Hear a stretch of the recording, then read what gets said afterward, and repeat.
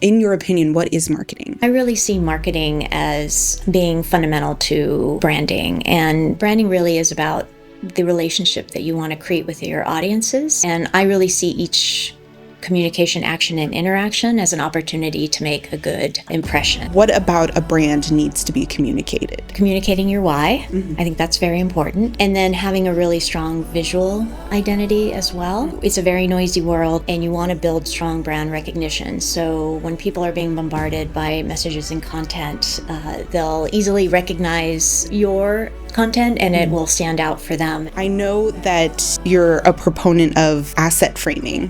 What is the benefit of that? Well, it was interesting when I started in the nonprofit sector, I did have a reaction to how they often were describing the people and communities that they served, like at risk or low income or marginalized or disadvantaged. And I thought, I doubt if you asked that person how they would describe themselves, they would say, I'm an at-risk, low-income person. And so if you do it in a way where you're first defining people instead by their contributions and aspirations, it actually opens people up more to the message and helps create a deeper connection. We have seen how certain terms in the sector have been reframed around DEI and things like that, which is really unfortunate. And I actually see a lot of that having to do with how we communicated what this really meant. People really now have a more negative connotation around it. Being able to tell your story effectively is really important, because if you don't, other people will define it for you and in a way you may not like.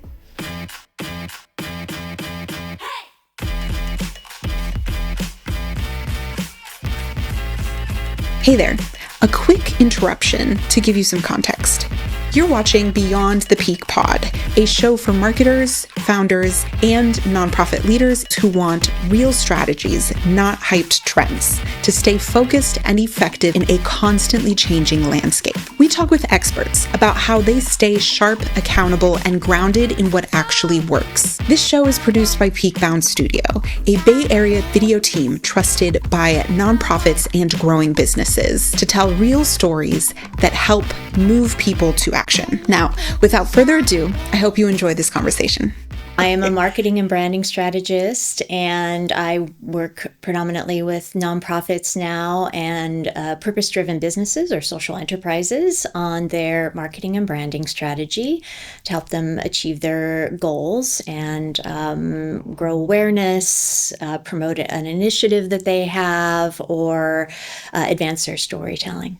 Marketing and communications. Yes. You got a degree in that. Yeah, so I received a degree in that, but life took me down different paths, and I became more interested in filmmaking because I've always had a love of storytelling. And I was really fortunate to land at Pixar in their marketing department, and I learned a lot while I was there. I learned about the principles of storytelling from some of the best in the business, but also from our Disney counterparts in marketing. And then Steve Jobs was very involved in the marketing at that time, and I learned a lot from him around branding, the importance in building brand equity, and having your values inform your marketing and branding. So getting to that bigger why you do the work that you do. So it was an amazing experience. I got to work on 12 global film campaigns, but that desire to work in the nonprofit field just didn't leave. And so I left Pixar to work at an organization called Red F that I was their first director of communications. I want to back up for a second and talk about the impressions that you got or what you gained from working at Pixar and how that's informed your perspective in marketing. Yeah. So you mentioned Steve Jobs and this idea of equity in branding. Did I get that right? Yeah, and it's a little bit, it's more around the value of your brand. Mm-hmm. So making sure that when people perceive your brand, they perceive a value to it. So if you think about Apple, it's the most valuable company in the world. So that's part of it. But then also to be really authentic in your marketing, it's important to identify your values and what you stand for, what it's often called your brand purpose or your brand vision. So you're getting more to the emotional connection that you can have with your audiences around the why you do this work, because if it's just the what and how, that won't connect with people as deeply as that why. So that was something that really resonated with me and that I've taken with me throughout my career, because I think it is really important to lay a strong brand foundation to do your marketing work and keep referring back to those values in an often constantly changing environment. Yeah, and I imagine for like any company, it's important to communicate that why, but like why specifically for nonprofits is that so essential? Yeah, I think it's essential because they are really trying to achieve a mission. They should be able to communicate and articulate what they believe in and why they're doing this work, because it is sometimes very challenging work. And so what is behind the work that you do, and how can you effectively communicate that to your specific audiences? That's a core principle in the videos that we make because we work a lot with nonprofits. Yeah. And so it's more about communicating like a mission. Yeah. You're buying into a mission Yeah. that an organization has. And that involves a lot of different, not only, like you said, positioning the brand in a way that's like very clear and communicates the why for people, but also like what they'll be buying into and like what change in the world they'll be contributing to. Absolutely. Why for Pixar was that so important to make sure that they were communicating the purpose of what they were doing in their branding?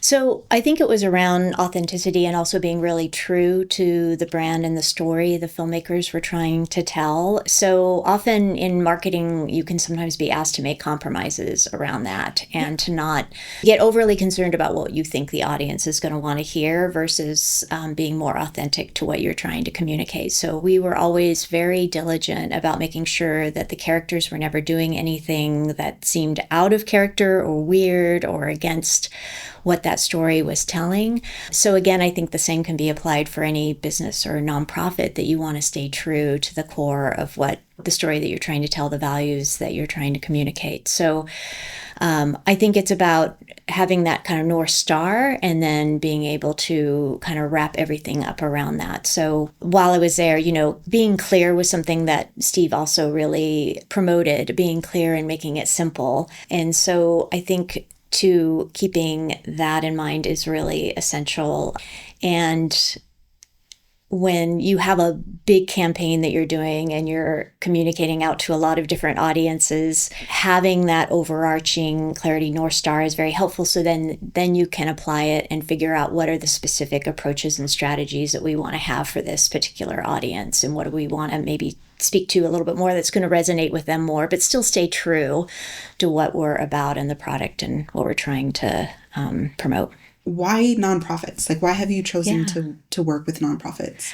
I've always wanted to work in something that I believed in, that I felt was making a difference. And nonprofits, it's just working with them is really rewarding in that aspect. I can feel really good about what I'm doing and how I'm helping them advance their mission. So tell me a little bit about Alameda Marketing Solutions. Do you only work with nonprofit organizations? We predominantly work with nonprofits and also purpose-driven businesses, or what I might call social enterprises. So these are businesses with a double bottom line. They have a mission, but they're also a business. And I really love working with those groups. So if you think about like Goodwill with the Goodwill stores, that's an example. So a lot of the groups that I work with are focused on workforce development, so helping people get back into the workforce after maybe they've experienced barriers because of being homeless or incarcerated or whatever that might look like. And so I really love doing those type of projects because I get to bring in some of my private sector experience. Are there any strategies that you use specifically for nonprofits? Because you said like work in the private sector has helped inform how you help nonprofits through your business. But are there any strategies that are like very specific to nonprofits that wouldn't necessarily apply? Well, I think that a lot of the principles can be very similar, but the goal is different. So rather than wanting someone to purchase your service or product, you're trying to get them to buy into a mission. And so I think some of the approaches can be very similar, but again, the goal that you have. So what you're trying to ask your audiences to do is going to be very different. How is nonprofit marketing unique? I think it's really important that nonprofits do consider their brand and how they communicate. And I think this is something that's often overlooked with nonprofits. So I really see branding as more than a name or a logo. It's really around the relationship that you're trying to create with your audience. And for nonprofits, it's around, creating loyalty and trust with those audiences. In being able to identify, your values and speaking to, why you are doing this work, and then create something that's very clear and memorable for people and kind of connects with them on an emotional level is really beneficial for nonprofits and helping people want to buy into that mission and to support them. Again, I think a lot of the principles can be fairly similar, but the message is going to be different, obviously. And then how you're positioning the organization and how you're speaking to a donor versus a partner versus a volunteer is going to be different than, say, a for-profit that's trying to sell a product or a service. In your opinion, what is marketing, essentially, like in its essence? Yeah. Well, again, I really see marketing as being fundamental to branding. And branding really is about the relationship that you want to create with your audiences. And this can really translate into, for an organization, helping them advance their mission. And I really see each communication, action, and interaction as an opportunity to make a good impression. And so branding is foundational to that relationship that you're trying to build. With a strong brand, it really helps lay that foundation and then should inform every aspect of your marketing. So it should inform, your website, a social media post, a flyer, whatever that is, so that there's greater consistency and that you can build that strong brand recognition. And so I really see that as foundational. But at the same time, marketing is always changing. So you have to be able to be flexible in how and where you're communicating to your audiences. And so, you want to look at what are the changes in the field, what are the changing factors with your audience, how best to reach them, and being able to pivot and do that effectively. And I think when you have a strong brand, you're set up for success in doing that. Mm-hmm. And then you need to also just measure against those different experiments and tactics and figure out what is and what isn't working to hone your strategies. I think too, with the growth of artificial intelligence, I think that's going to dramatically impact marketing as well. So I think it is very important to stay current in what is happening. And we're also honestly learning a lot about how our minds work and how we make decisions. And so being kind of aware of that psychology is important too. Factor. Yeah. It's important to establish a brand because that is your basically your like compass through this ever evolving world that is marketing. And a part of that is like how you communicate your, not only your mission, but like what the brand is. Mm-hmm. What does that all encompass to you? What about a brand needs to be communicated? Again, I think it's around communicating your why. Mm-hmm. I think that's very important. And then having a really strong visual identity as well, because you want to make sure your content is consistent. It's a very noisy world and you want to build strong brand recognition. So when people are being bombarded by messages and content, they'll easily recognize your content and it will stand out for them. And if you've done a good job in building that relationship with your audiences, that'll help them be more inclined to pay attention. Mm-hmm. Yeah. And content, you mean like social media posts, an email, impact report, whatever that might look like. Do you see a video? Yeah, I was going to ask, do you see nonprofits utilizing video? Maybe not through your clients, but like in the broader scheme. When do they use this type of tool? Well, I often really recommend that nonprofits do a really short about video because I think video outperforms almost all kinds of marketing tactics. People really like video. So I recommend, then a little more get a professional about video that you can put on the homepage of your website, that you can use when you're pitching donors or a new partner. But it can be really helpful to have that piece of content. But I also think it's really important on social media to be able to utilize video. And that can be, something very simple that they shoot with their phone, or creating a more produced piece, say, for an event that they're having, like a gala or something. But yeah, I think video is a really important part of storytelling for nonprofits, and people are very receptive to watching videos.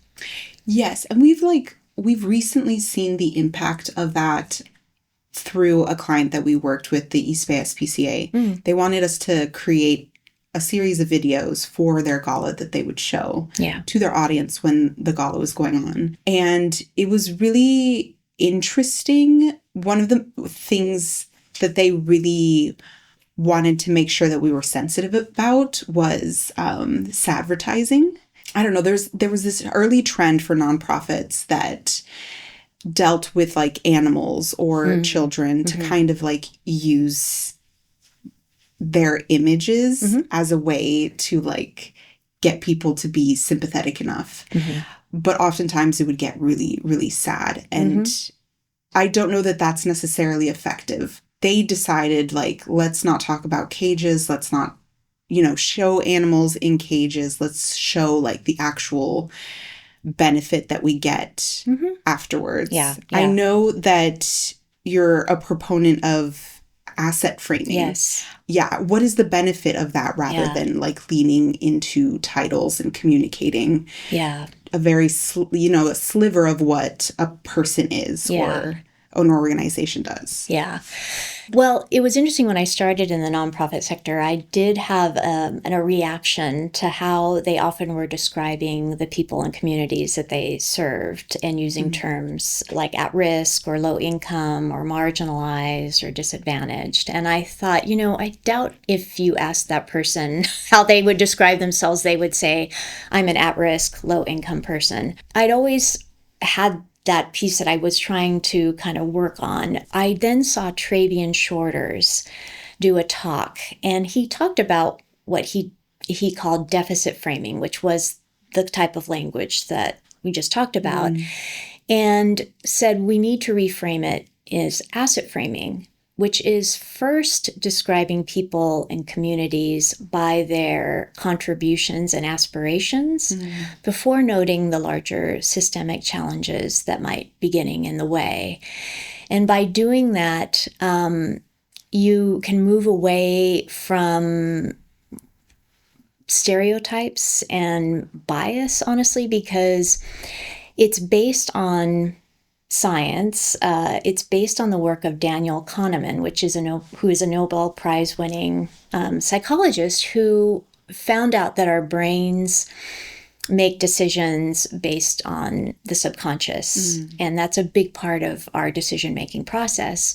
And when you hit more on the fear or the problem, you're kind of triggering that fight or flight mechanism in all of us. And so if you do it in a way where you're first defining people instead by their contributions and aspirations, it actually opens people up more to the message and helps create a deeper connection. There's a lot of great videos and information out there about Travian's work, and I highly recommend people check it out, because they're also finding that organizations that are switching to asset framing are actually raising more money. I think it's really important as a field that we move away from this deficit framing and more into asset framing, so we aren't reinforcing stigma and bias and stereotypes.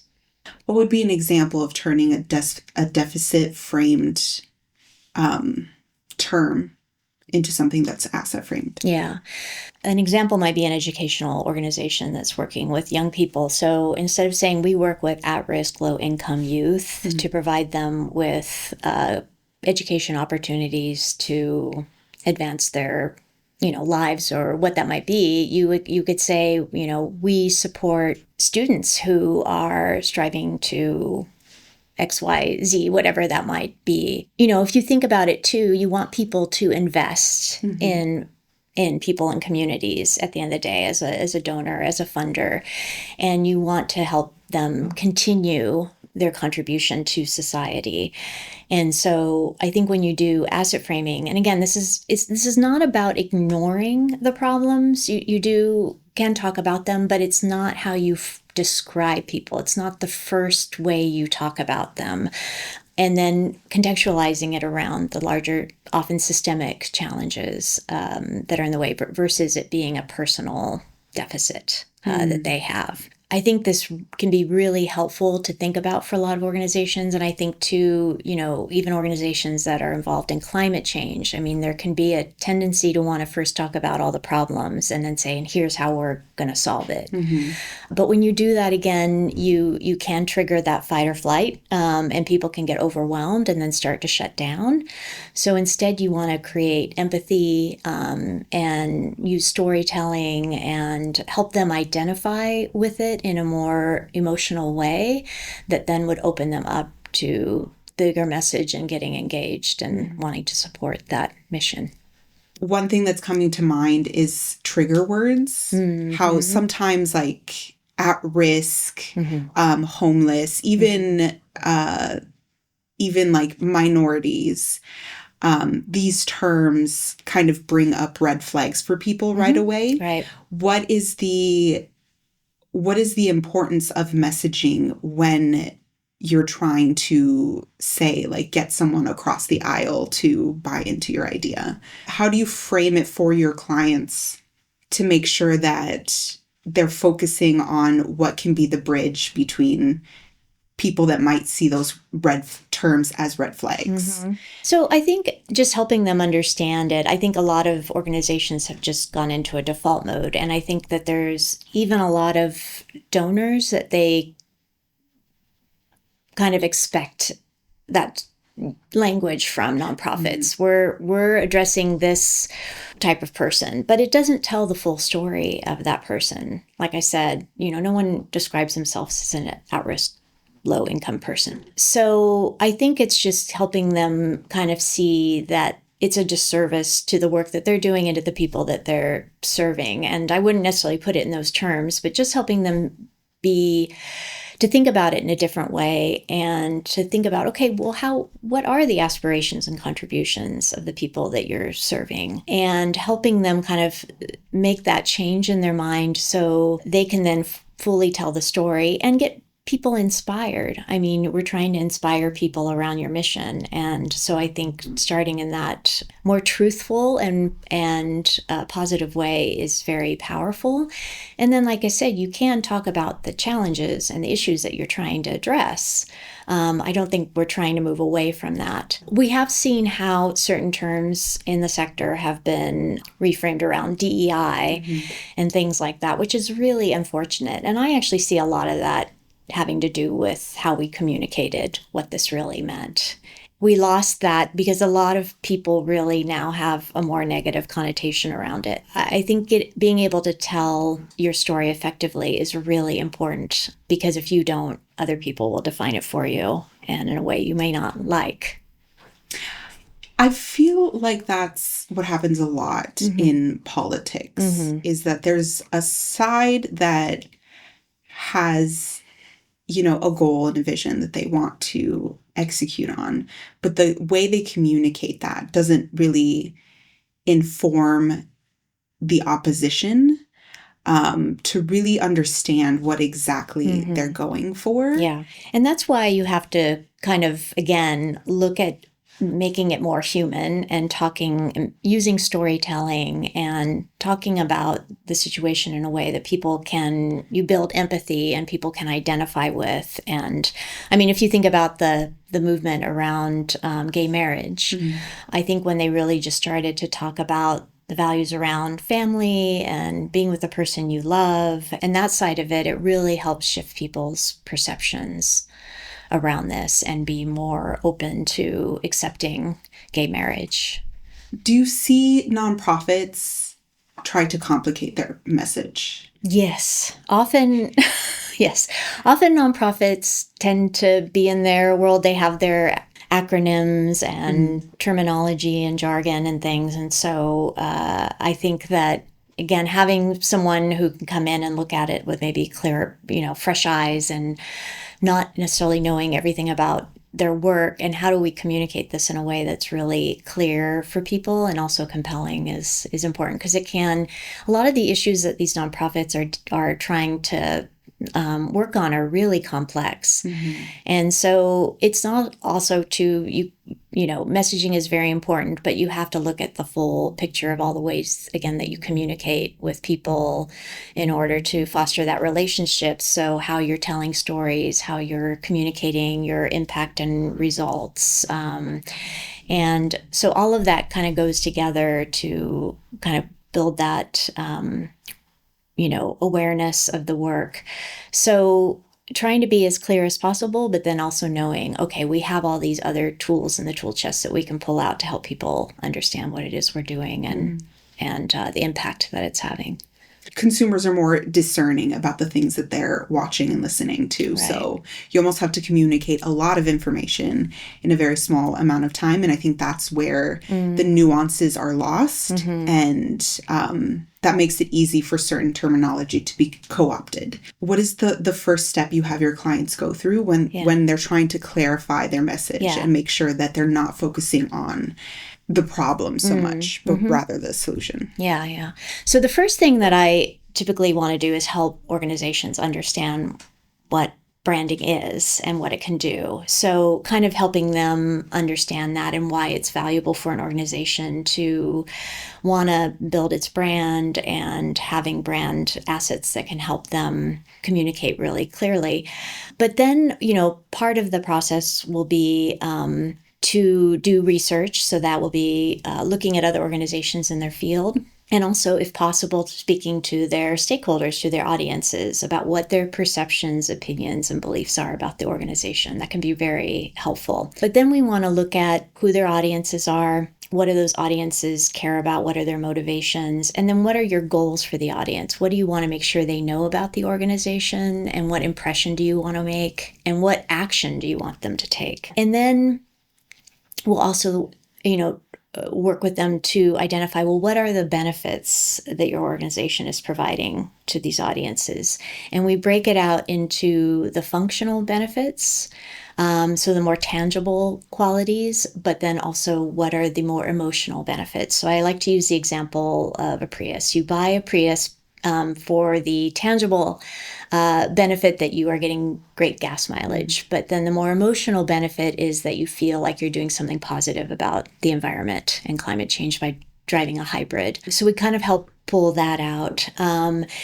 And then also that values piece, like what are your values? What is integral to who you are as an organization and why you do this work? And then we create what we call like a messaging ladder. So that will include a tagline, which is that really short statement that communicates your value and is memorable and creates some kind of emotional connection. And then an elevator pitch, which is that, short little synopsis. And then when you have the more time, you can have the longer narrative as well that you can draw upon that gets a little bit more into the how and what of what you do. And then the other piece of that too is looking at if you need something specifically for a certain audience. So let's say you want something that's really going to speak to your donors or really speak to volunteers or partners or whatever that is. So we can pull together those components as well. But developing kind of that messaging framework can be really helpful and something that they can pull from as they're doing different pieces of material, because you do, again, want things to always sound and be familiar to people, that aligns with the brand. Because if every time someone is getting something from you and it sounds a little different or it looks a little different, it starts to erode their trust. Why is that important? Like, so what if you lose your audience's trust? Like, why messaging and brand? Yeah, because if they don't trust you, they're not going to give you money for your mission, or they're not going to want to volunteer, or they're not going to want to partner, or they're not going to want to join the board. So, this has such a I think, a significant impact on an organization's ability to advance its mission, and be able to do all those things to foster trust in people that they're going to want to give you support and funding, and that they're going to trust you to use those funds effectively. And then also to be able to attract the talent you need, the board members, whatever, the partners, the volunteers that you need to advance your mission. Tell me more about the messaging ladder. Yeah. And how creating a structure for messaging kind of helps keep things simple for your clients. Yeah. So I think as much as possible, we try to help develop kind of these templates or things that they can pull from. So, at the very least, you want to make sure and have your logo with your tagline and your materials. If you have a bit more room, maybe you'll put your elevator pitch or short synopsis on something.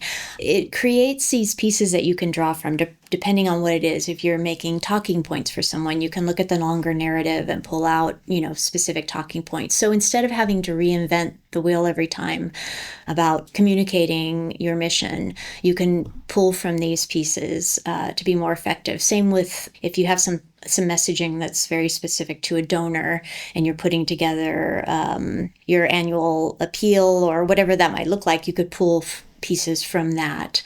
I also try to help organizations kind of identify what are the different data points or impact that you want to communicate to help people understand that the results that you're getting from the work, because people want to know that you're able to execute and do what you say you're going to do. So helping them kind of figure out what is their data storytelling look like, and then what is their individual storytelling look like? What kind of stories should they be talking about? Whether it's a client or a staff member or volunteer or whatever, what are those components to that, so that they can start to build up that library, but it's not, they're not having to kind of go back to the beginning every time and figure that out. Yeah.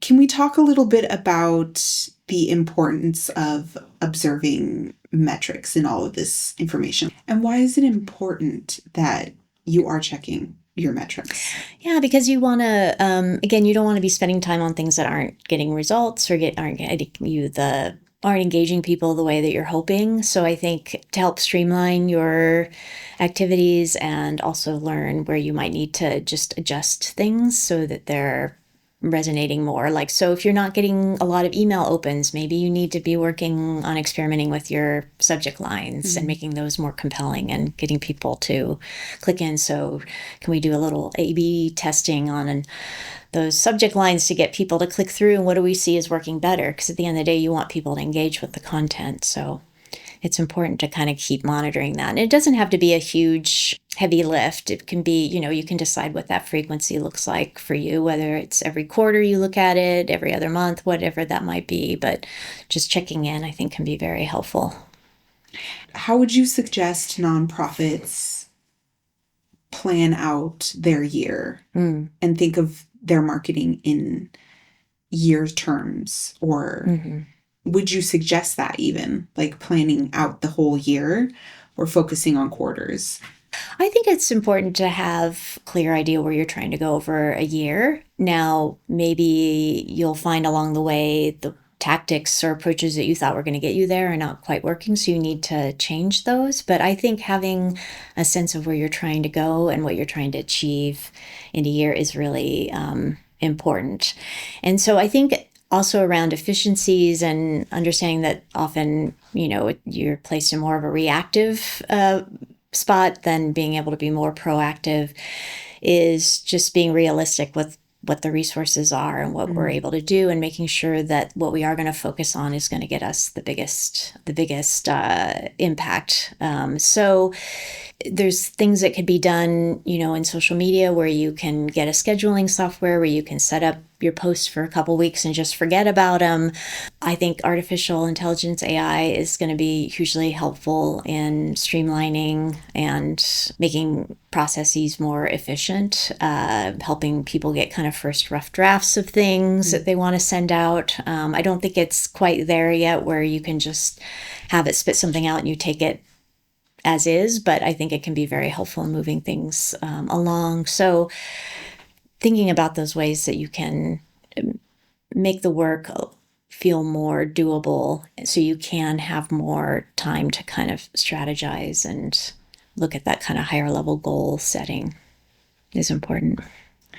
One of the ways I've tried to use AI to help is storytelling, but it's definitely like that's still, I've come to the realization that that's still a human task to do. Yeah. It could definitely, like you said, streamline a lot of it, but appealing to people and telling a story still needs that like human element of it. Yeah. How do you incorporate storytelling in your work? I mean, storytelling is so important because we're all hardwired for stories. It's kind of how we like to take in information. I think storytelling can also help take some of those more complex missions and make it a little bit more relatable and clearer. You know, people can connect on a more emotional level in storytelling. So I think storytelling is really important, but I think how you do it, like you were speaking to earlier, you know, that some organizations want to show, you know, more of the deficit framed way of like, you're looking at the issue of homelessness and you're, you know, shooting people from the top down is a subtle way that kind of minimizes them. So, you know, I think in storytelling, it's really important to follow the principles of ethical storytelling, which is around telling, you know, truthful stories, being empathetic, being understanding, thinking about, you know, if it's about a particular person, how that person comes into the story, making sure that they're comfortable with it.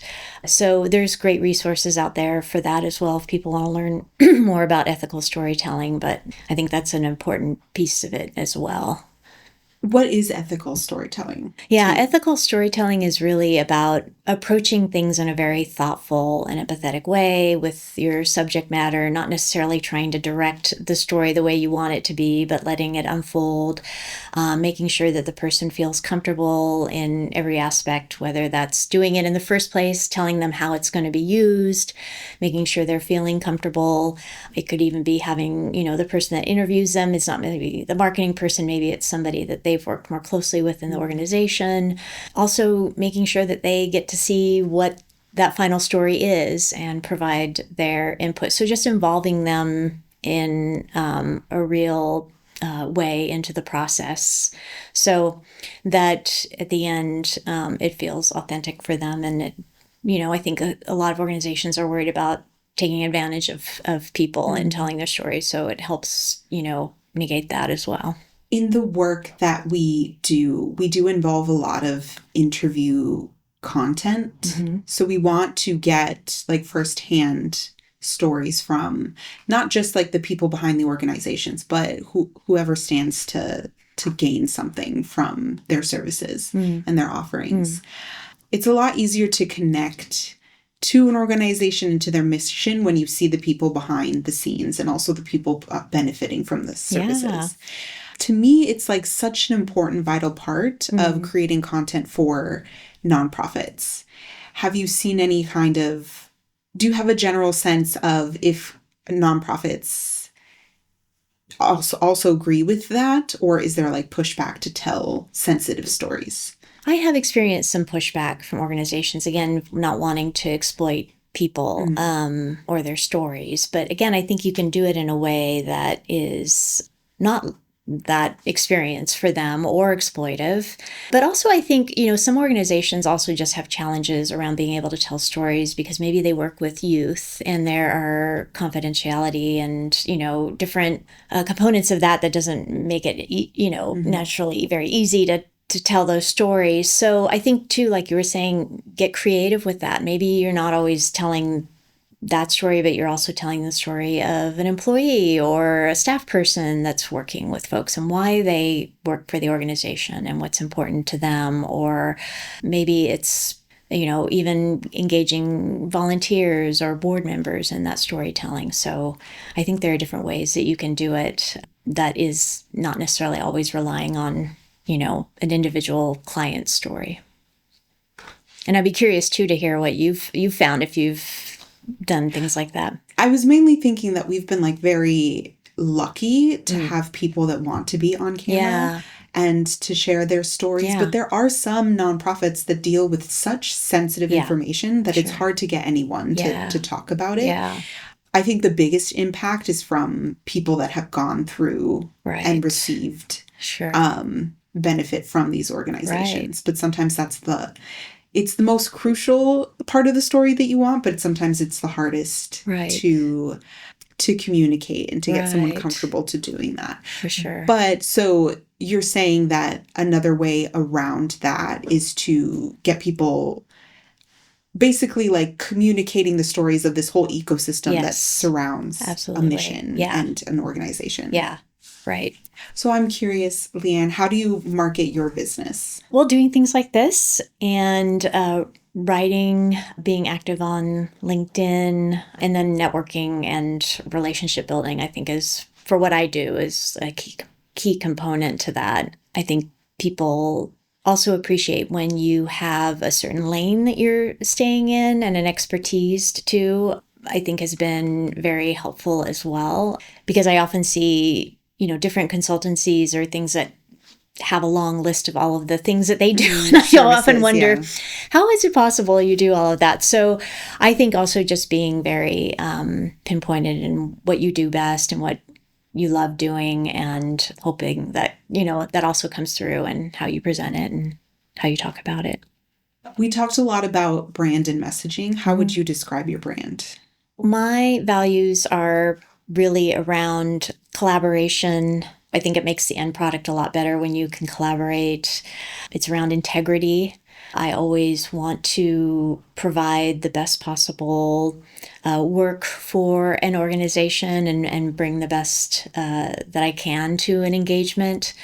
And also just having an open curiosity about projects too is another, I think, important aspect of how I approach the work and what my brand means. So being able to come in and really listen and understand what a client is trying to do and helping them be able to identify what are kind of our bigger goals here and how are we going to get there. So kind of coming in with that curiosity, asking questions, and getting to the heart of the work is another big component of my business.